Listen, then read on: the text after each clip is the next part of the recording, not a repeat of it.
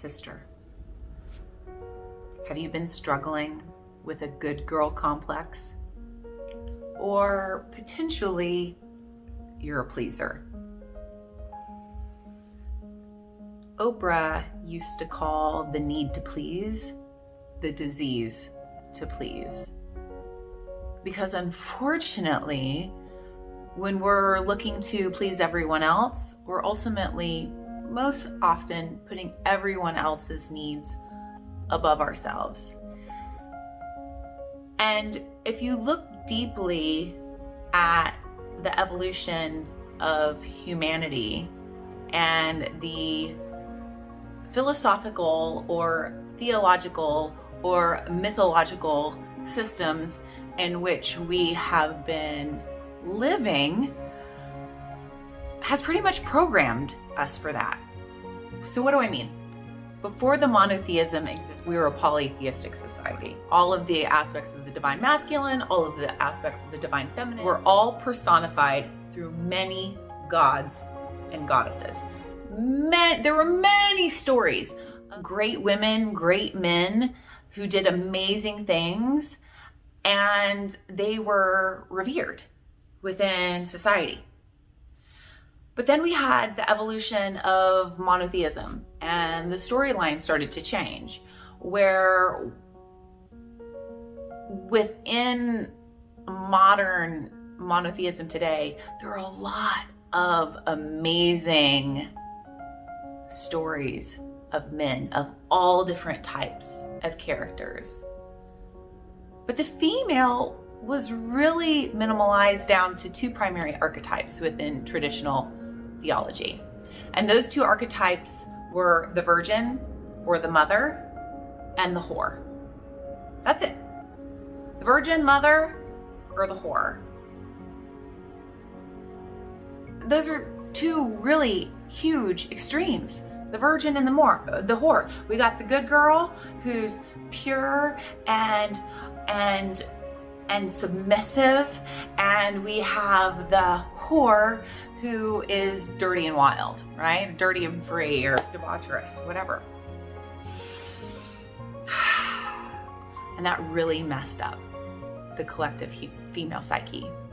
Because I don't know about you, but I got lots of color spectrum in between black and white. I got lots of faces between the good girl, the virgin, and the whore. Do I have those aspects inside of me? Absolutely. I've got both of them, because guess what? No one on this planet is completely all pure or all tainted. No one is all purely all good or all bad, if you believe in those ideas at all. So I just ask you to look at, if you have the need to please, how that affects you psychologically speaking. Does it make you a little bit bitter? Does it make you a little bit annoyed that you're always putting other people in front of yourself?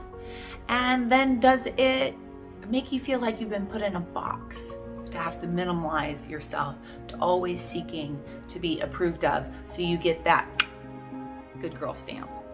Because we're left with either striving to be the good girl and being a little bit bitter that we can't have as many freedoms as the whore, or we get labeled as the whore, and that comes with a whole bunch of stigmas that just aren't true.